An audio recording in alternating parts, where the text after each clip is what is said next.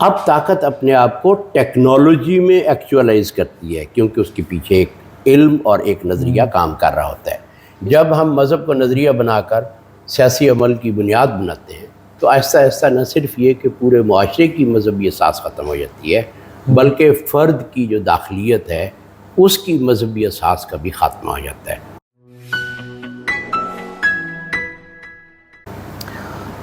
تمام ناظرین کو السلام علیکم، اور جو صاحب آپ کو بھی جی وعلیکم السلام۔ ہمارا آج کا جو موضوع ہے وہ اس نقطے کا احاطہ کرتا ہے کہ موجودہ دور میں سیاسی طاقت اور نظری علوم کی ایسی ادارہ جاتی تشکیلات سامنے آ رہی ہیں، تو کیسے سیاسی طاقت اور مختلف نظریات آپس میں تعامل کرتے ہیں، جس کے نتیجے میں یہ شکلیں سامنے آتی ہیں اور اس کی حرکیات سامنے آتی ہیں۔ اور خاص طور پہ جرجن ہیبرماس کے پوسٹ سیکولر تصور کے بعد کہ اب ہم ایک پوسٹ سیکولر عہد میں داخل ہو چکے ہیں، مذہب کی سیاسی اہمیت بھی بہت بڑھ چکی ہے اور بڑھ رہی ہے، اور خاص طور پر جنوبی ایشیا میں تو ہم اس کو بڑھتا ہوا دیکھ رہے ہیں۔ تو اس سیاسی اہمیت کو سامنے رکھتے ہوئے ہم نے جو ہے وہ آج کی اس نشست کا اہتمام کیا ہے۔ تو سب سے پہلے اگر ہم اس موضوع کو شروع کریں تو اگر ہم اس فرق کو کہ سیکولر اور پوسٹ سیکولر میں کیا فرق ہے، اگر عام ناظرین کو اور سننے والوں کو اس کو سمجھایا جائے تو کس طرح سے ہم اس کو ایکسپلین کریں گے؟ دیکھیں، اس میں میری گزارش یہ ہے کہ جو سیکولر اور پوسٹ سیکولر میں عالمانہ طور پر کیا فرق کیا جاتا ہے، میں اس وقت اسے آگاہ نہیں ہوں، کہ کیونکہ جس اینگل سے جس زاویے سے میں چیزوں کو یا دنیا کو دیکھتا ہوں اس میں میرا خیال ہے یہ پوسٹ سیکولر اور سیکولر جو تقسیم کی جا رہی ہے وہ بہت زیادہ بامعنی نہیں ہے۔ یہ اسی طرح کی تقسیم ہے جو ماڈرن اور پوسٹ ماڈرن میں کی جاتی ہے۔ تو جو پوسٹ سیکولر ورڈ ہے وہ بھی سیکولر جو چیزیں ہیں انہی کی کچھ ٹرانسفارمیشن سے سامنے آنے والی دنیا ہے، اور سیکولر کا جو لفظ ہے بنیادی طور پر وہ جو معنویت ہے اس کی وہ بنیادی طور پر طاقت کے حوالے سے ہے۔ سیاسی طاقت کو ڈسکرائب کرنے کے لیے ہم سیکولر کا لفظ استعمال کرتے ہیں۔ اب جس وقت ہم طاقت کو سیکولر کہتے ہیں تو وہاں سوال پیدا ہوتا ہے کہ سیاسی طاقت کیا ہے؟ ہاں کہ کیا سیاسی طاقت مذہبی بھی ہو سکتی ہے، اور یہاں سے ہم ایک بڑے خلط مبحث کا اس میں ہم ہیں۔ چلتے ہیں آہستہ، لیکن سب سے پہلے اگر ہم سیاسی طاقت کیا ہے جی جدید معنوں میں، جی، اور اگر آپ اس کو چاہیں تو یہ بھی فرق کر دیں کہ پہلے سیاسی طاقت کیا تھی اور جدید سیاسی طاقت، اس میں کیا فرق ہے، تو اس پہ اگر روشنی ڈالیں۔ ہاں دیکھیں، جو جدید علوم ہے نا، بھلے وہ سائنسی علوم ہوں یا سماجی علوم، جو سائنسی علوم ہیں ان کا جو آخر کار مقصد ہوتا ہے وہ ایک مشین بنانا ہوتا ہے۔ یعنی کہ جو علم ہے سائنسی علم وہ پازیٹیوسٹک ہوتا ہے اور وہ پیش رفت کرتا ہے، وہ علم اپنے آپ کو ایکچولائز کرتا ہے کسی خاص طرح کی ٹیکنالوجی میں۔ ٹھیک ہے، یہ چیز جدید علوم میں کیوں ہے وہ ہم پھر کسی وقت زیر بحث لے کے آئیں گے۔ تو جس طریقے سے سائنسی علوم ایک مشین بنانے کی طرف ان کا رخ ہوتا ہے یا میلان ہوتا ہے، اسی طرح سے جو سیاسی علوم ہیں ان کا مقصد ایک آرگنائزیشن بنانا ہوتا ہے۔ مشین اور آرگنائزیشن کا انسان سے جو تعلق ہے وہ ایک جیسا ہے، یعنی آپ مشین اور انسان کی جو بھی نسبتیں طے کریں گے وہ بہرحال ایک موضوع تو ہے نا، اسی طریقے سے جو آرگنائزیشن ہے وہ انسان سے ایک الگ ایک چیز ہے اور مشین بھی انسان سے الگ ایک چیز ہے، اور دونوں انسانی زندگی پر اثر انداز ہوتی ہیں۔ میں اس کو تھوڑا سم اپ کرتا ہوں کہ سائنسی علوم مادی پازیٹیوسٹک سائنسی علوم ٹیکنالوجی میں اپنے مظاہر سامنے لے کے آتے ہیں. جو سیاسی علوم ہیں وہ آرگنائزیشن میں اپنے مظاہر سامنے لے کے آتے ہیں, کیونکہ دونوں اپنی جو سطح وجود ہے اس میں سائنسی علوم بھی مادی ہیں اور سیاسی علوم بھی مادی ہیں. آرگنائزیشن سے آپ کی مراد کیا؟ آرگنائزیشن سے مراد طاقت کی ایک خاص تشکیل ہے جو ٹیکنالوجیکل ہے.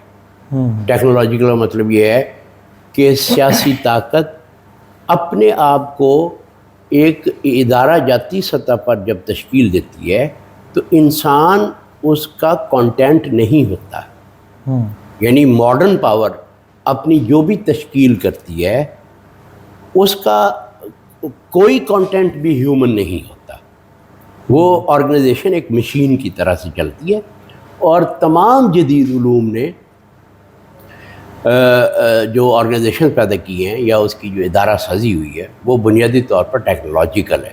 جس طریقے سے مشین فزیکل پاور کو بڑھا دیتی ہے, اسی طریقے سے آرگنائزیشن پولیٹیکل پاور کی جو ڈپلائمنٹ ہے, اس کی جو وسعت ہے, اس کی جو ریچ ہے, اس کو بہت زیادہ بڑھا دیتی ہے.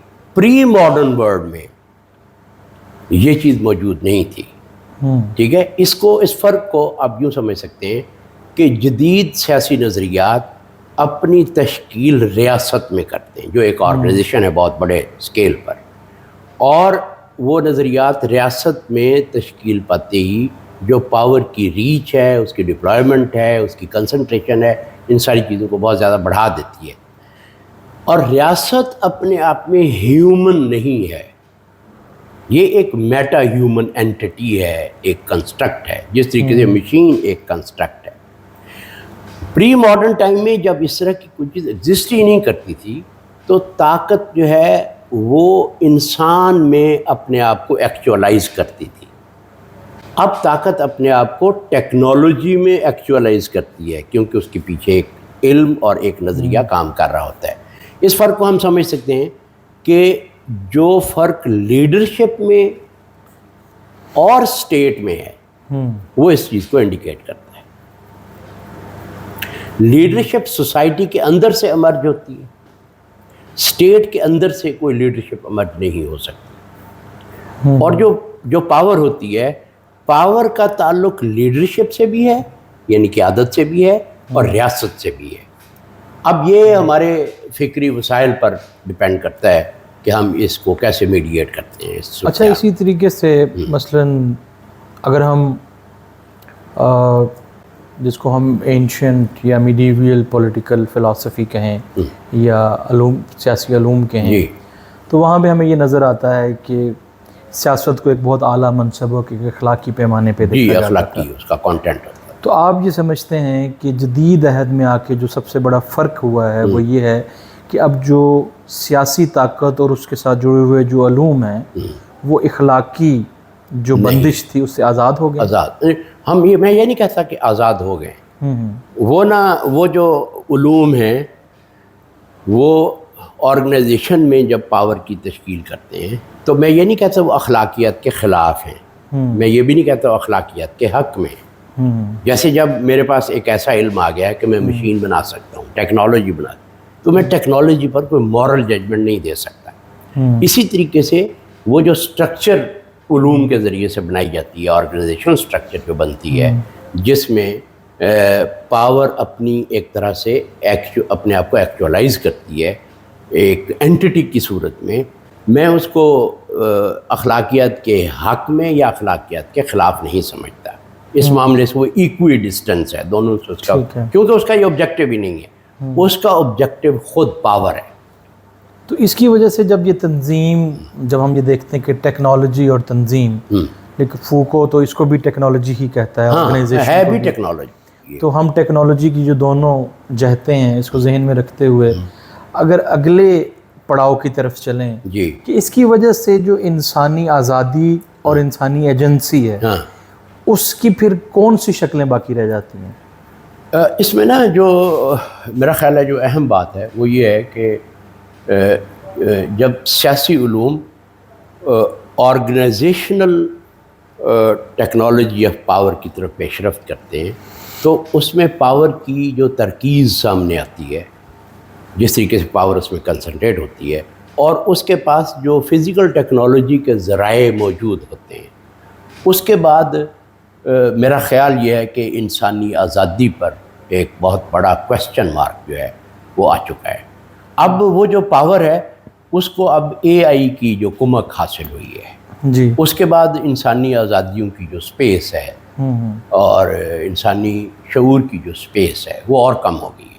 پہلے جو پاور تھی، ہمیشہ سے جو پاور تھی، بھلے وہ پری ماڈرن ٹائمز میں تھی، وہ کورسو تھی اور اس کی کورشن جو ہے وہ فزیکل تھی، ٹھیک ہے نا جی؟ ٹھیک ہے۔ جو ماڈرن پاور ہے اس میں دونوں چیزیں داخل ہو گئی ہیں کہ یہ کورسو ہے فزیکل سینس میں بھی، اور کورسو ہے یہ مائنڈ کی سینس میں بھی، کہ اب اس کے پاس ایسے وسائل آ گئے ہیں کہ یہ انسان کے داخلیت کو بھی اور اس کا جو خارجی ماحول ہے دونوں کو یکساں طور پر کنٹرول کرنے کی استعداد رکھتی ہے۔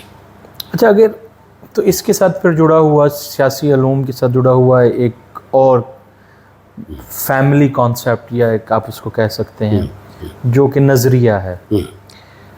تو آپ نے جو لکھا بھی ہے اس پہ کہ نظریے کو آپ تھیری سے الگ کرتے ہیں پریکسس کی شکل، جی جی، تو آپ کے خیال میں کیونکہ جو پریکسس ہے اس کے لیے تو اخلاقی جہت کا ہونا ضروری ہوتا ہے، تو کیا نظریہ جو ہے وہ پریکسس کے نتیجے میں اس جو آرگنائزیشنل ٹیکنالوجیکل جو ڈھانچہ ہے اس پہ کچھ اثر ڈال پاتا ہے؟ دیکھیں، میری گزارش یہ ہے کہ ایک چیز ہوتی ہے تھیری سے میں جو سمجھ پایا ہوں وہ یہ ہے کہ یہ انسانی عقل کی ایک جائز پیش رفت ہے کہ وہ اپنے خارج میں جو چیزیں موجود ہیں ان کو سمجھنے کی طرف پیش رفت کرتی ہے، اور یہ ایک انڈیپینڈنٹ انکوائری کی شکل ہے، یعنی اس کے ساتھ کوئی شرائط جڑی ہوئی نہیں ہو سکتی کہ یہ عمل کے ساتھ اس کا یہ مطالبہ ہوگا، یہ ہوگا وہ۔ جو آئیڈیالوجی ہوتی ہے نا، آئیڈیالوجی میرے سے خارج میں جو دنیا ہے وہ اس کی ایسی فہم تک پہنچنے کی کوشش کرتی ہے جو میرے عمل کی بنیاد بھی بن سکے۔ تو اس لیے جو آئیڈیالوجی ہوتی ہے وہ ایک ایرر نہیں ہوتی انسانی مائنڈ کی، وہ پورے انسانی فالس کانشسنس سے پیدا ہونے والا ایک نظریہ ہوتا ہے، ٹھیک ہے نا جی؟ ایک بات۔ دوسری بات یہ ہے کہ جو نظریہ ہوتا ہے نا، نظریہ ہمیشہ پازیٹیوسٹک ہوتا ہے، نظریہ مذہبی نہیں ہو سکتا، کیونکہ اگر نظریہ مذہبی ہو جائے گا تو جو وہ ہو نہیں سکتا، یعنی ہم پانی سے یہ مطالبہ نہیں کر سکتے وہ خشک ہو جائے، اسی طریقے سے نظریے سے یہ مطالبہ نہیں ہو سکتا کہ وہ مذہبی ہو جائے۔ ہم اگر اپنی خوش فہمی میں کسی نظریے کو مذہبی کہنے پر اصرار بھی کریں تب بھی وہ نظریہ مذہبی نہیں ہو سکتا، کیونکہ مذہبی وہ چیز ہوتی ہے جو اللہ تعالیٰ کے روبرو اس کے حکم پر عمل کرنے سے سامنے آئے، یہ چیز مذہبی ہوتی ہے۔ اللہ نے ارشاد فرمایا کہ تم یہ بات مان لو، اللہ اور اللہ کے رسول صلی اللہ علیہ وسلم نے، تو ہم نے مان لی، یہ چیز مذہبی ہے۔ اللہ نے کہا یہ کرو اور یہ نہ کرو، یہ مذہبی ہے۔ وہ جبکہ نظریہ جو ہوتا ہے نا، نظریہ بنیادی طور پر تاریخ کی ایک انٹرپریٹیشن ہے کہ یہ تاریخ اور معاشرہ کیسے کام کرتے ہیں، اس میں پاور کی جو ڈائنامکس ہے وہ کیسے پلے آؤٹ کرتی ہے، اور اس ڈائنامکس کے اندر رہتے ہوئے ہم نے کیا کرنا ہے۔ نظریے کا لفظ استعمال ہوتے ہی اس سے مورل کانٹینٹ، ایستھیٹک کانٹینٹ ختم ہو جاتا ہے۔ نظریہ صرف اور صرف جو آئیڈیالوجی ہے وہ انسانی عمل کی توسیع کے لیے بنائی جاتی ہے، اور وہ یعنی کہ میں کہتا ہوں کہ اگر نظریے کو حج بھی کرا لیا جائے نا تب بھی وہ مذہبی نہیں ہو سکتا۔ وہ اپنی ایسنس میں، اپنی بنتر میں، اپنی خلقت میں نظریہ جو ہے وہ مذہبی ہو نہیں سکتا۔ نہیں، لیکن کیا نظریہ مذہب کی ریپلیسمنٹ ہو سکتا ہے؟ نظریہ مذہب کی ریپلیسمنٹ ہے۔ جو ہی آپ نظریے میں کھڑے ہوں گے تو آپ مذہب کو انسٹرومنٹلائز تو کر سکتے ہیں۔ اب جب اسے مذہبی کہیں گے تو مذہبی آدمی اس طرف جو ہے وہ رخ کرے گا، چونکہ جو نظریہ ہے وہ پاور کو پازیٹیوسٹک گراؤنڈز پر ڈیل کر رہا ہوتا ہے، اور مذہب کا تو وہاں گزر ہی نہیں ہو سکتا جہاں پازیٹیوزم موجود ہے، یعنی کہ نظریہ مادی ہوتا ہے بنیادی طور پر، کیونکہ وہ تاریخ میں جو طاقت کی ڈائنامکس ہے اس کو انڈرسٹینڈ کرنے اور اس کو میڈیٹ کرنے کی ایک کوشش ہوتی ہے، اس لیے نظریہ جو ہے وہ کسی صورت میں بھی مذہبی نہیں ہو سکتا۔ لیکن تو یہ کیا وجہ ہے مثلاً، کیونکہ جو تمام نظریات ہیں مثال کے طور پر، خاص طور پہ اگر ہم جدید عہد کے 20ویں صدی کے 2 بڑے نظریات کی بات کریں جو کہ کمیونزم، مارکسزم یا سوشلزم، لبرلزم کے اندر آتے ہیں، تو آخر کیا وجہ ہے کہ اتنی بڑی اتھل پتھل کے باوجود، اتنی زیادہ عوامی حمایت کے باوجود اور تبدیلیوں کے باوجود یہ وہ جو ایجنسی ہے انسانی یا جو انسانی آزادی ہے جو اس کی داخلی اور مطلب خارجی دونوں صحت میں، یہ اس کو اثر انداز کیوں نہیں ہو سکے، یا یہ جو آرگنائزیشن کا ڈھانچہ ہے، ٹیکنالوجی ہے، یہ اس کو مطلب اس کا رد کیوں نہیں پیش کر سکے؟ یا وہ رد کرنا ان کا مقصود نہیں ہے، آرگنائزیشن بنانا ہی ان کا مقصود ہے، تو ان کی خلقت میں جو کچھ ہے وہ وہی کام کریں گے نا، یعنی جو ماڈرن ورلڈ ہے یہ 3 بڑے نظریات کے ٹکراؤ سے پیدا ہوئی ہے، جس میں لبرلزم ہے، جس میں فسطائیت ہے، اور جس میں مارکسزم ہے۔ ان 3 نظریات کی جو جزلیات ہے اس سے نکل کر اس وقت یہ دنیا ہمارے سامنے کھڑی ہے۔ تو اس دنیا سے دیکھیں، پاور کا ایک بہت بڑا مسئلہ یہ ہوتا ہے کہ وہ نہ صرف انسانی شعور سے خارج میں یہ معاشرے اور تاریخ میں طاقت کی ایک تشکیل سامنے لے کے آتی ہے، بلکہ وہ انسان کی بھی ایک نئی تشکیل کرتی ہے۔ سیاسی نظریے پہ کھڑے ہوئے انسان کی جو داخلیت ہے، جو اس کے انسان ہونے کی شرط ہے، داخلیت ہوگی تو کوئی اخلاقیات ہوگی، داخلیت ہوگی تو کوئی جمالیات ہوگی۔ تو یہ جو سیاسی نظریہ ہے وہ جس قسم کے آرگنائزیشن کو سامنے لے کے آتا ہے، خود سیاسی نظریہ اور اس سے پیدا ہونے والی کنڈیشن، وہ اس میں کسی انسانی داخلیت کی کوئی گنجائش ہی باقی نہیں رہتی۔ تو یہ جو ایک جس کو انگریزی میں پولیٹیکل اینیمل کہا جاتا ہے، وہ پولیٹیکل اینیمل کیوں کہا جاتا ہے اس کو؟ کہ جو سیاسی نظریہ ہوتا ہے وہ ایک ایسی مخلوق کی تعمیر و تشکیل کرتا ہے جو داخلیت سے خالی ہوتا ہے۔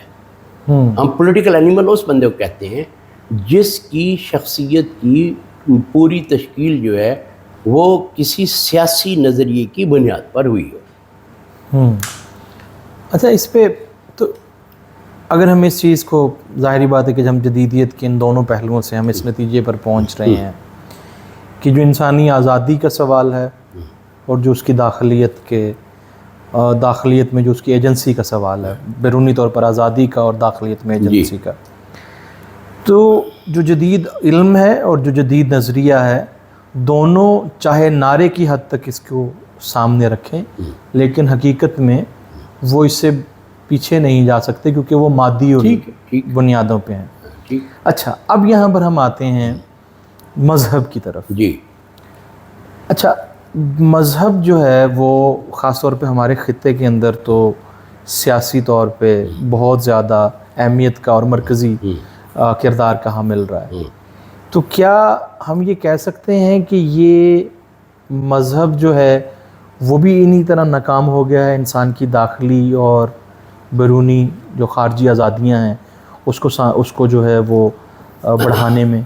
میرا خیال ہے جو ماڈرن کنڈیشن ہے نا، جی، اس میں مذہب جو ہے وہ جو ڈومیننٹ 3 آئیڈیالوجیز ہیں وہ ان کے انسٹرومنٹ کے طور پر تو یوز ہوتا رہا ہے، ٹھیک ہے، لیکن ہم اس کو اگر ہم خاص طور پر اسلام کی اس میں لے آئیں کہ جس طرح مثال کے طور پہ مطلب 2 قومی نظریے کے اندر بھی مذہب کا ایک بنیادی کردار ہے، ریاست پاکستان کے اندر پھر اس کو اسلامی، تو اس پہ ایک پچھلے ہی دنوں جو فیصل دیو جی نے لکھا ہے کہ جدید جتنا بھی ماڈرن اسلام ہے یہ بنیادی طور پر سیکولر ہے۔ تو اب سوال یہ پیدا ہو رہا ہے جو جس پہ میں بیسکلی جسے جوڑنا چاہتا ہوں اور آپ کے نقطہ نظر کو ذرا آسان معنوں میں سامنے لانا چاہتا ہوں کہ اگر انسان کا جو مطمع نظر ہے وہ یہ ہے کہ انسانی آزادی چاہے وہ داخلی اعتبار میں ہو یا بیرونی میں ہو وہ بڑھنی چاہیے یا وہ موجود ہونی چاہیے، تو یہاں پہ جو مذہب کی یہ جو انٹرپریٹیشن جس کے ساتھ ہم 200 سال سے چل رہے ہیں اس نے اس میں کیا کردار ادا کیا ہے؟ بڑھانے میں کردار ادا کیا یا کم کرنے میں؟ دیکھیں میری گزارش یہ ہے، پہلی بات میں دو قومی نظریے کے حوالے سے کرنا ہے. دو قومی نظریہ اور آئیڈیالوجی آف پاکستان دو مختلف چیزیں ہیں. ٹھیک ہے. دو قومی نظریہ پاکستان بننے سے پہلے یا ٹو نیشن تھیری جس کو کہا جاتا ہے جی وہ ہمارے تاریخی تجربے کا ایک سٹیٹمنٹ تھا. ٹھیک ہے. وہ آئیڈیالوجی نہیں تھی. ٹھیک ہے. بعد میں مولانا مودودی علیہ رحمت نے اس دو قومی نظریے کو ایک آئیڈیالوجی میں تبدیل کر دیا جس کا صاف ظاہر ہے پاکستان میں سیاسی عمل کو اور دو قومی نظریے کو بہت زیادہ نقصان پہنچا.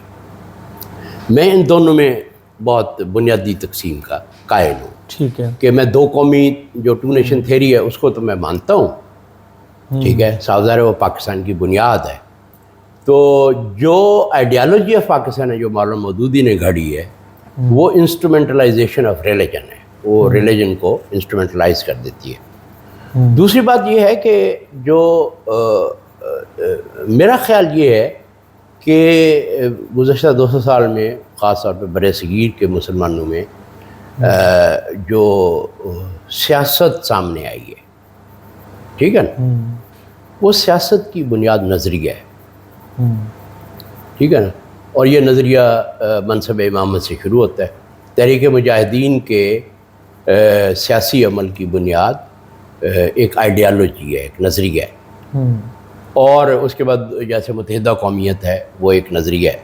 اور جیسے جماعت اسلامی ہے، جیسے یہ جو خاکسار تحریک تھی یا اس طرح کی جتنی مذہبی تحریک جنہوں نے دین کو نظریہ بنا کے اپنے سیاسی عمل کی بنیاد کے طور پر اس کو استعمال کیا، میں ان کو بنیادی طور پر سیکولر تحریکیں ہی سمجھتا ہوں.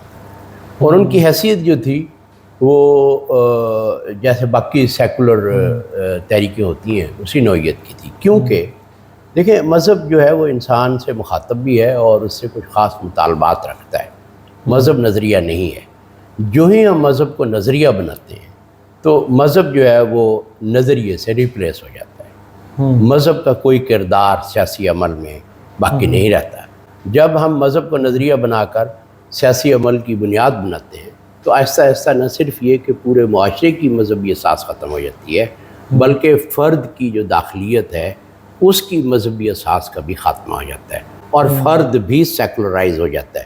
فیصل دیو جی کی بات سے میں متفق ہوں کہ وہ اگر انہیں سیکولر کہتا ہے تو اس کا نتیجہ یہ نکلتا ہے کہ آخر کار یعنی کہ وہ عمل جو بظاہر سیاست کے یا طاقت کے نظام کو مذہبی بنانے کے لیے آیا تھا جی اس کی معنویت ہمیں معلوم نہیں ہے نا کہ سیاست کو مذہبی بنانے سے کیا مراد ہے. اس کا نتیجہ یہ نکلتا ہے کہ مذہب انسٹرومنٹلائز ہو جاتا ہے نظریے کی صورت میں اور خود مارجنلائز ہو جاتا ہے. ٹھیک ہے. مذہب کا مطلب ہے اقدار اور احکام. ٹھیک ہے. یعنی مذہب مجھے کچھ ایسے اقدار دیتا ہے جن کے ذریعے سے میں اپنی شخصی تعمیر کرنی ہے اور کچھ احکام ہیں جن پر کھڑے ہو کر میں نے تاریخ کا سامنا کرنا ہے. نظریہ ان دونوں چیزوں کو ختم کر دیتا ہے. جی اچھا. اب اس میں جو ایک چیز نظریہ طاقت کو جواز بھی دیتا ہے اور طاقت کی جو ریچ ہے اس کو بہت بڑھا دیتا ہے.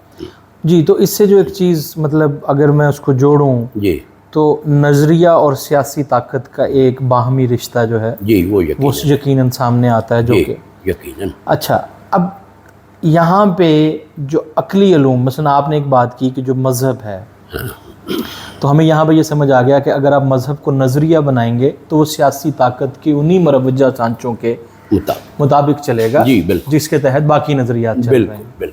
اب یہاں پہ جو سوال آتا ہے کہ پھر یہاں پر مذہب جو ہے وہ ہم سے کیا اس کی منتہا کیا ہے وہ ہم سے کیا چاہتا ہے کہ اس حیثیت میں ہم کس طرح موجودہ صورتحال میں ہم کس حوالے سے دیکھیں ان تمام مسائل کو؟ ہاں اس میں دیکھیں یہ بات بہت سادہ ہے.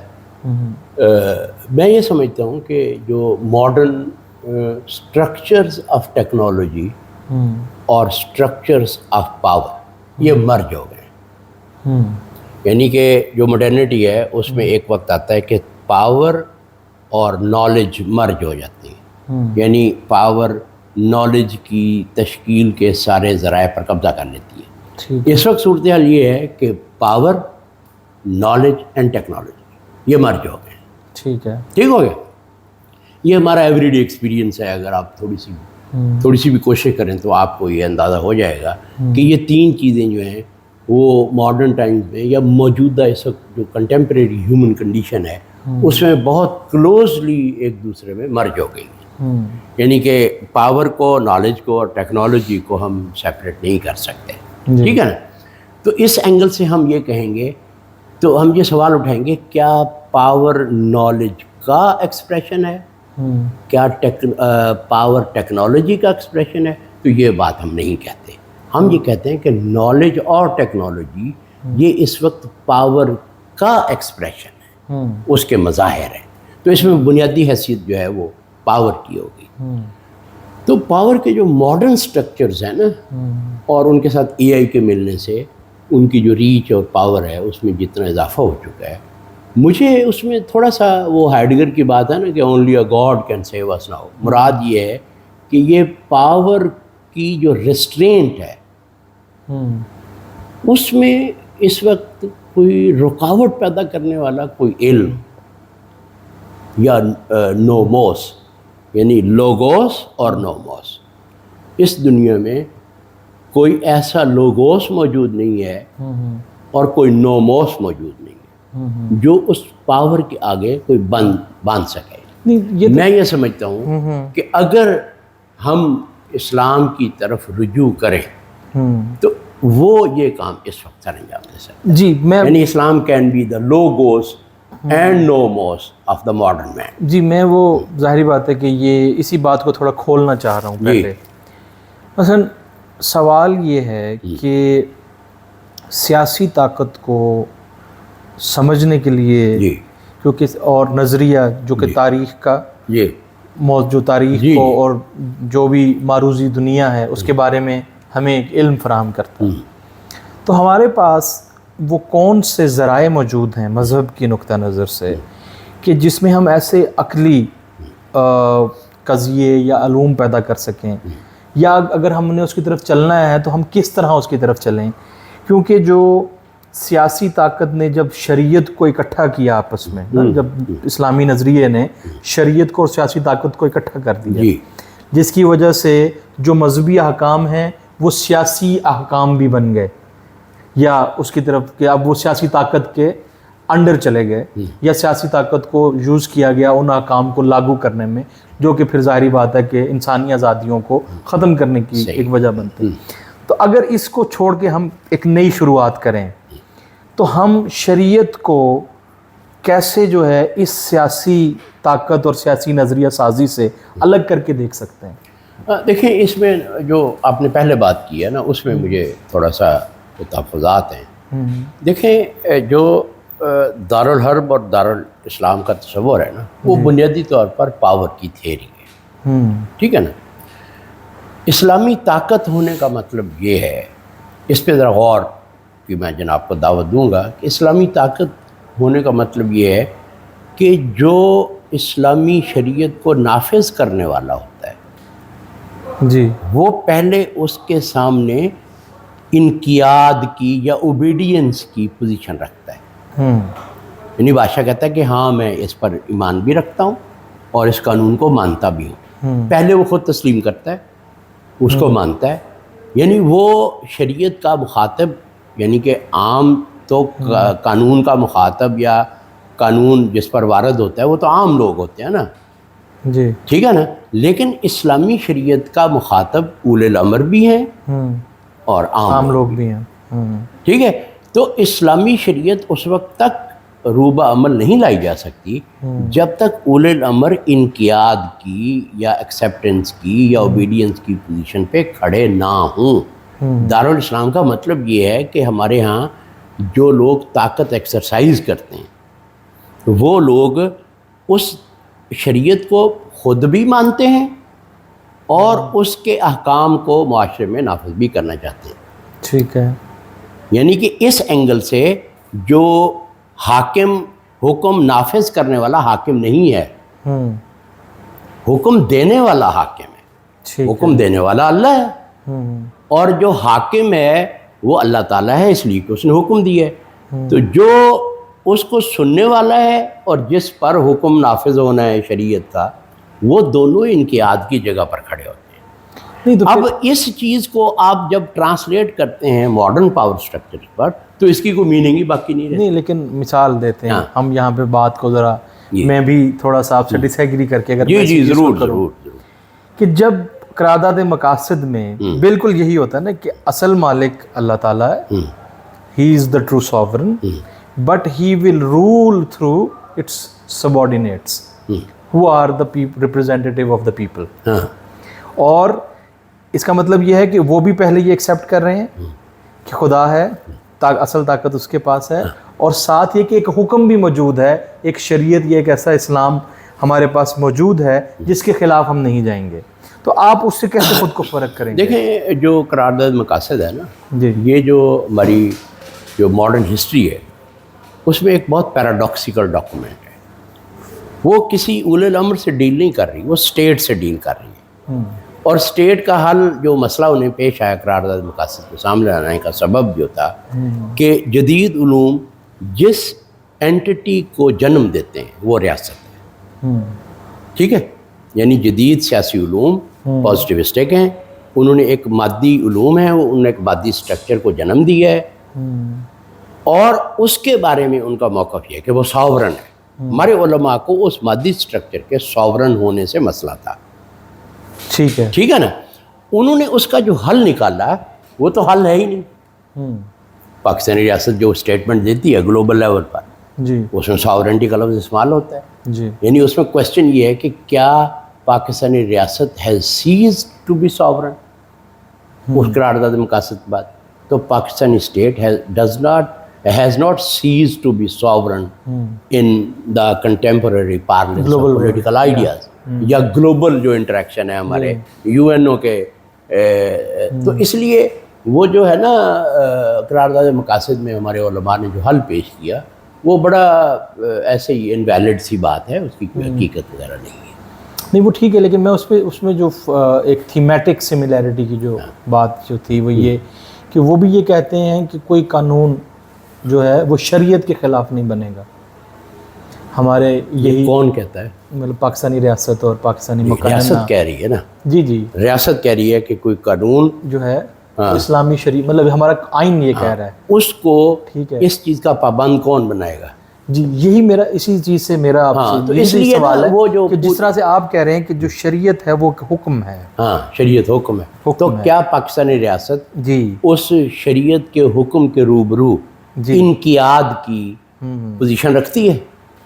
یہی میرا آپ سے سوال ہے ہی نہیں کوئی پوزیشن. نہیں اس کے اسی کے ساتھ جڑا ہوا نا کہ پھر وہ کون سے وسائل ہیں ہمارے پاس؟ میرا خیال ہے اس میں صرف ایک ہی وسیلہ ہے. جی وہ وسیلہ یہ ہے کہ ہم شریعت as the manifest will of God in history وہ ساورن ہے. شریعت مجھ سے کیا مطالبہ رکھتی ہے؟ اللہ کے حکم کے طور پر شریعت مجھ سے مخاطب ہے کہ شریعت مجھ سے مخاطب ہے کا مطلب اللہ مجھ سے مخاطب ہے کہ تم یہ کرو اور یہ نہ کرو. اس جگہ پر تو ریاست کھڑی نہیں. جو اگر اس کو اس طرح سے کہا جائے تو کہ یہ درست ہوگا کہ شریعت کا مخاطب فرد ہے, فرد بھی ہے, اور اس اجتماعی احکام کا جب ذکر آئے گا تو ان کا رولر مخاطب. نہیں وہ بھی تو فرد ہوگا نا. ہاں فرد ہوگا لیکن وہ رولر ہوگا. پاور ایک فرد ہے جو پاور ہولڈ کرتا ہے اور ایک فرد ہے جو پاور ہولڈ ہی نہیں کرتا. نہیں تو اسی وجہ سے جو مطلب اگر اس کو ہم تھوڑا سا عقلی تھیوریٹیکل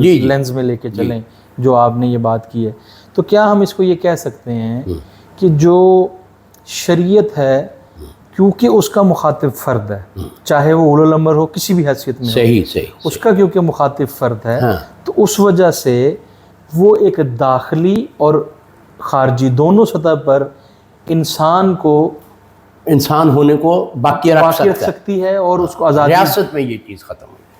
ٹھیک ہے بات.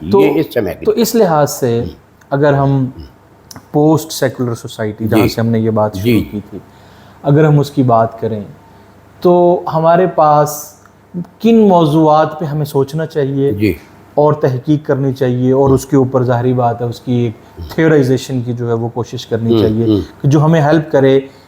ایک کہ جب ہمیں یہ آج یہ سامنے آ گیا سیاسی اسلام جو کہ پچھلے 200 سال میں چل رہا تھا، اس کا ایک طریقے سے ایک میں اس کو خاتمہ اس طرح سے تو نہیں کہوں گا، لیکن جو اس کا ادارہ جاتی خاتمہ تو نہیں ہوا، لیکن کم از کم اس کی جو عوام کے اندر پذیرائی ہے اس کے اندر ایک کمی آ رہی ہے.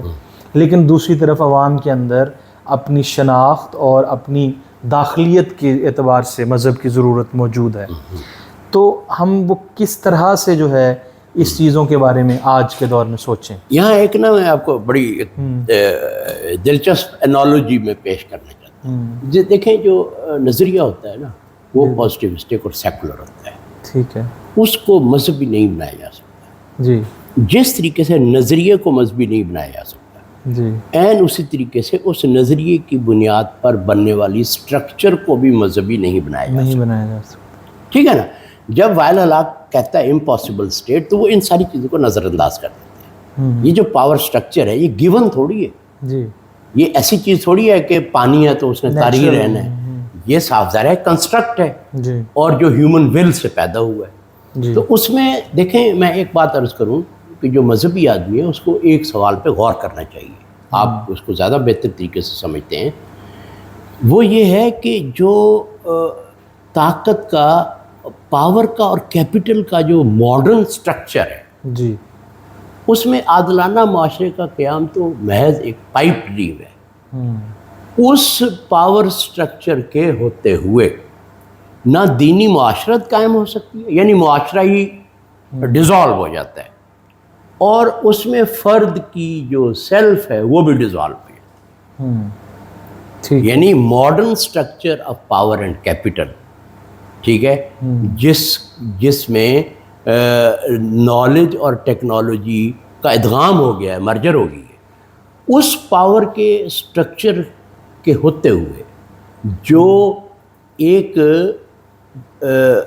جو اپنی سرویلنس کے ذریعے سے، اپنی سرویلنگ ٹیکنالوجیز کے ذریعے سے وہ اب اس زمین کے ہر انچ میں ایک پریزنس رکھتا ہے. If someone is watching you, it means کہ power is present around. ٹھیک ہو گیا. ٹھیک ہے. اس سٹرکچر کے ہوتے ہوئے جس کو ہم دینی معاشرہ کہتے ہیں، عادلانہ نظام تو چھوڑ دیں، وہ یہ خود عادلانہ نظام کی جگہ لے چکی ہے. یہ اس طرح کا پاور نہ معاشرہ ممکن رہتا ہے، نہ فرد کی اخلاقی یا مکارم الاخلاق پر اور اسوہ حسنہ پر تشکیل ممکن رہتی ہے. نہیں، میرا اس سے نا سوال تھوڑا سا ہٹ کے، کیونکہ میں اس پہ جو ظاہری بات ہے جو آپ نے لکھا بھی ہے اس حوالے سے وہ میرے ذہن میں ہے. تو وہ ایک وہ نا لیفٹسٹ جو ہیں وہ بڑا تنقید کرتے ہیں نیو لبرلز پہ، ہائیک وغیرہ پہ نا. جی.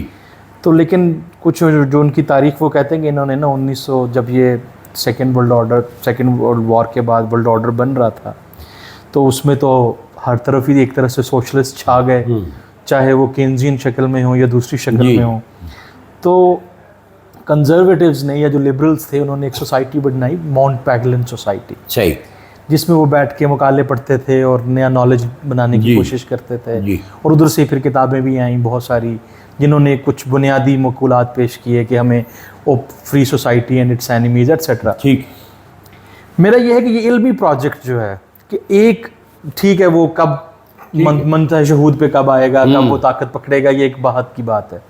علمی پروجیکٹ کی حیثیت سے اگر ہم اس کو دیکھیں کہ ایک علمی پروجیکٹ ہے جو 1820 کی ان دہائیوں کے اندر سے شروع ہوا، ٹھیک ہے، جس نے اسلام کی ایک تشریح کی، سیاسی طاقت کی ایک تشریح کی اور اس کو آپس میں جوڑ دیا.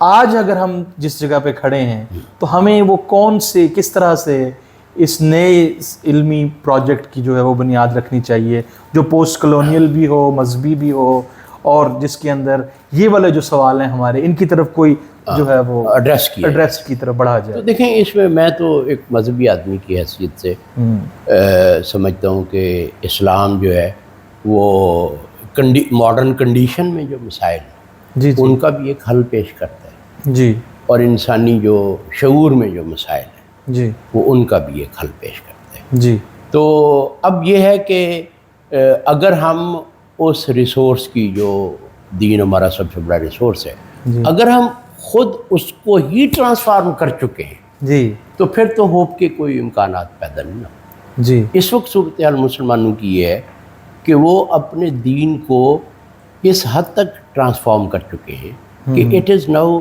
Out of recognition. یعنی اسلام جن اقدار احکام اور ایمانیات کے جس پیراڈائم پہ کھڑا ہے جس تناظر پہ کھڑا ہے اس کو میرا خیال ہے خود مسلم ذہن بھی شاید اب قبول کرنے کے لیے تیار نہیں ہے. ہاں اس وقت مسلم ذہن اس کو قبول کر سکتا ہے جب دنیا میں اس کے کوئی سیاسی مقاصد ہیں یا کوئی سماجی مقاصد ہیں ان کی ایڈوانسمنٹ میں اگر اس کو ہم بھرتی کر سکیں یا انسٹرومنٹلائز کر سکیں تو اس میں شاید وہ مفید اور ریلیونٹ ہو. اگر ہم یہ کہیں کہ مسلم دنیا میں اس وقت کی جو موجودہ صورتحال ہے ٹھیک ہے نا وہ میرا خیال ہے کہ چلو میں تو ایک مذہبی آدمی آپ تو ایک ذرا لبرل سوچ کے مالک ہیں نا آپ مسلم دنیا پر جب نظر ڈالتے ہیں تو آپ کو کہیں کوئی ایسے وسائل نظر آتے ہیں جو ماڈرن ورلڈ کے یا ماڈرنٹی کے پیدا کردہ ان چیلنجز کو ایڈریس کر رہے ہیں. آپ تو یونیورسٹی پروفیسر ہیں آپ ساری دنیا میں جو ریسرچ ہو رہی ہے جہاں جہاں تو مسلمان ممالک میں بھی ایسے کوئی وسائل امرج ہوتے ہوئے جو ہے وہ دکھائی نہیں دے رہے جو میری ریڈنگ ہے. میرا موقف یہ ہے کہ ہماری جو معقولات کی روایت تھی نا جی اگر ہم اس کو ریشنلٹی کو جی ہماری معقولات میں ایک ریشنلٹی انہیر کرتی تھی نا جی وہ یونیورسل ریشنلٹی تھی جی یونیورسل ریزن پر کھڑی تھی وہ. اور اگر ہم یونیورسل ریزن اور یونیورسل ریشنلٹی کو اسی ان شرائط پر جو کہ ہمارے علم الکلام میں اور اصول فقہ میں موجود رہی ہیں تو اگر ہم ان کو آج کے دور میں داخل کرنے میں کامیاب ہو جائیں جی تو میرا خیال یہ ہے کہ ہم کوئی راستہ بنانے کی پوزیشن آ سکتے. چلیں آج کا اس بیٹھک کو یہیں پہ ختم کرتے ہیں اور پھر ادھر سے شروع کریں گے اگر موقع ملا کہ وہ معقولات کی روایت کیا ہے اور ہم اس کے آگے کیسے. میرا خیال ہے یہ زیادہ اہم سوال ہے. تو آپ کی تشریف آوری کا اور وقت دینے کا بہت شکریہ اسد صاحب. بہت شکریہ.